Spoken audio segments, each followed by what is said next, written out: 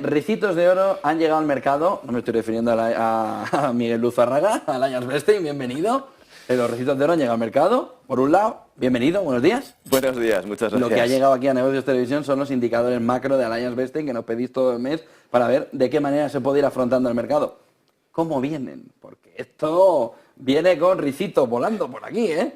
Muy bien, me encanta hacer esto después de tus claves porque estar aquí de pie contigo me parece fantástico. A ver, los indicadores macroeconómicos para estos próximos 6 meses, la verdad es que se está volviendo todo mucho más tranquilo desde un punto de vista de indicadores. Empezando, o sea, como veis, la parte central son todas las partes neutrales y a principio de año veníamos indicando cosas más divergentes y ahora ya está volviendo todo a una posición más neutral. El dólar desde un punto de vista neutral, la parte de política fiscal igualmente, la política monetaria, pues bueno, evidentemente, como bien sabemos, forzada por la parte de inflación, también yéndose a esa parte neutral. Pero esto y a eso voy. Y luego, y no menos importante, las tires, pues bueno, pues estabilizándose también en unos niveles medias de los últimos 10 años, ¿no? Que ya hablaremos al final. Esta parte de aquí no, y esto es lo que quiero que hay que tener en cuenta. Esta actividad económica, y si queréis podemos poner el siguiente gráfico, que ha sido lo que creo que es más representativo. Hemos visto el crecimiento mundial en distintas áreas geográficas en este año, en donde podemos ver, pues no solamente China, la parte de, bueno, pues todo el resto de mercado euro, etcétera, etcétera, un poco más o menos boyante, pero sobre todo la parte de Estados Unidos. Hemos visto cómo este año lo que se esperaba para Estados Unidos, y de hecho lo veremos luego, pero todavía podemos ver esta página. Era un año que no prometía mucho crecimiento, pero al final nosotros incluso hemos mejorado ese crecimiento hasta, esto es el consenso, digamos, de mercado, pero nosotros lo hemos mejorado hasta un 1,5% por tres personas. Y te reirás, por Taylor Swift, por Beyoncé y por Barbie. ¿Por qué? Porque el consumidor americano ha ido ahorrando mucho dinero durante los últimos años, básicamente durante la pandemia, y ahora ese exceso de caja se lo está gastando.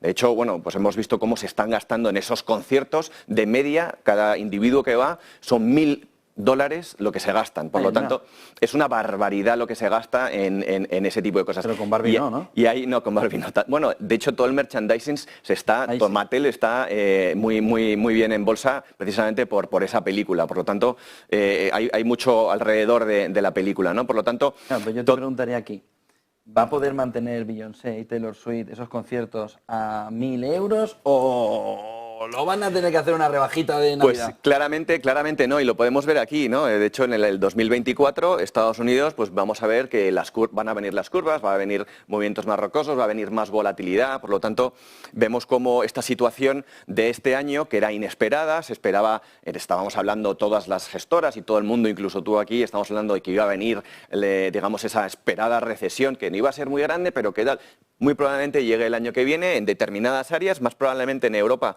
que en Estados Unidos. Bueno, veremos a ver si... El crecimiento es el mismo, ¿eh? El crecimiento es el mismo, sí, pero la robustez, digamos, del mercado americano pues ha demostrado durante todo este año que bueno, pues que es muy robusto, ¿no? Que lo llaman ahora muy resiliente, ¿no?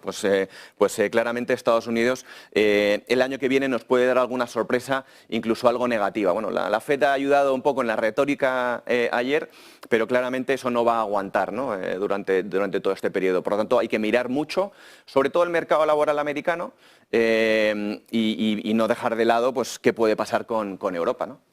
Y por último, no menos importante, quería comentarte en el siguiente gráfico, que es otro gráfico interesante que te va a encantar. Tenemos las expectativas de crecimiento económico, cómo han ido evolucionando, ¿no? Estas barras, digamos, que vemos así horizontales negras, son la media de los últimos 15 años. Luego tenemos el crecimiento que se esperaba en enero, el actual, y que se espera para 2024 en el mundo, en Estados Unidos, Europa, mercados emergentes y China.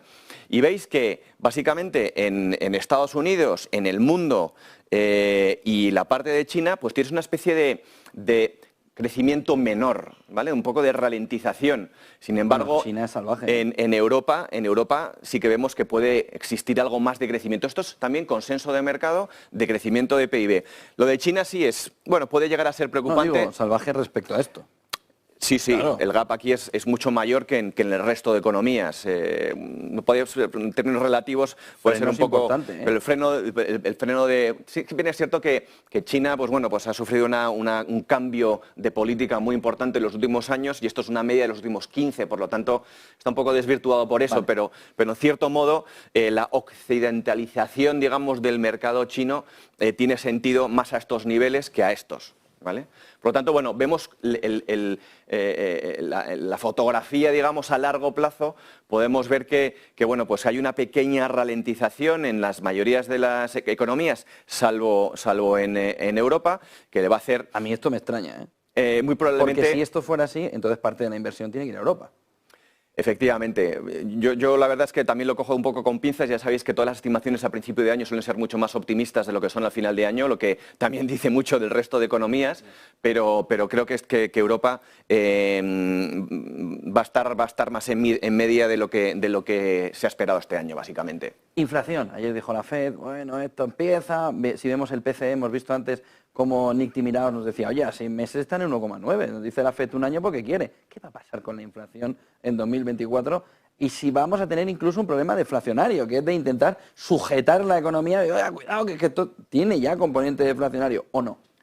Os hemos traído 3 gráficos con esto. Lo que más nos preocupa de la inflación, lo que está siendo más pegajoso de la inflación, es la parte de los servicios, ¿no? Que es esta parte azul que vemos en este gráfico. Que es Taylor Swift. Que es básicamente Taylor Swift, Beyoncé y Barbie. Esto es desde el año 2019 hasta el último dato que hemos podido recopilar para esta entrevista. Pero básicamente podemos ver cómo ha sido mucho más robusto, mucho más difícil de mitigar, digamos, esta inflación de servicios por distintos factores. Y te he traído 2 gráficos más para sustentar esto. El siguiente gráfico, la siguiente página, engloba 3 gráficos para desgranar un poco lo que es la inflación. Estos 3 gráficos no nos preocupan. Por un lado, vemos el mercado inmobiliario, vemos cómo no solamente, digamos, el inmobiliario, digamos, la inflación del inmobiliario ya está tirando a la baja, por un lado. Por otro lado, estamos viendo, bueno, aparte de nuestra estimación, vemos las rentas, digamos, de los alquileres, sí. de los alquileres también están bajando. Por lo tanto, estamos viendo cómo se está normalizando digamos, este pico tan severo que hemos visto en el pasado. Luego hemos visto por parte del transporte público, debido sobre todo al precio de la gasolina, pues vemos como el precio de la gasolina ha bajado y rápidamente el transporte público en Estados Unidos, que también es un indicador adelantado, digamos, de esta situación, también se está ralentizando. No nos preocupa, no nos preocupa. Y tampoco nos preocupa la parte de servicios. Aquí hay un indicador adelantado que es la alimentación, digamos, que estima el índice de las Naciones Unidas, y vemos como ese indicador adelantado ya se está, digamos, ralentizando, lo cual también va a afectar a los servicios de alimentación en Estados Unidos. Entonces, ¿qué nos preocupa? El gráfico siguiente. En el gráfico siguiente lo que hay que mirar muy de cerca es el mercado laboral, que claramente ha sido muy robusto y es muy robusto. Por un lado tenemos el non-farm payrolls, que representa, digamos, los salarios o los incrementos, digamos, de nuevos puestos de trabajo disponibles en el mercado americano. Eso representa más o menos el 80% del mercado americano, que incluye desde gente con predisposición a trabajar desde los años 16 hasta la jubilación, ¿vale? Por lo tanto, esto ha sido un signo de robustez del mercado americano. Claramente no nos gusta a nadie que haya despidos en el mercado, pero en cuanto veamos que el crecimiento se vaya ralentizando, los costes se sigan subiendo por distintos factores, haya menos demanda, pues veremos cómo el mayor coste es la parte salarial, y veremos aquí cómo esto muy probablemente se vaya a cerrar ese gap. Este gap que también es muy importante. Hay mucha más demanda que oferta en el mercado laboral. Por lo tanto, es uno de los factores que hemos visto desde prácticamente finales del año 2020, y es un factor que pensamos que sí que se tiene que cerrar de aquí a los próximos trimestres.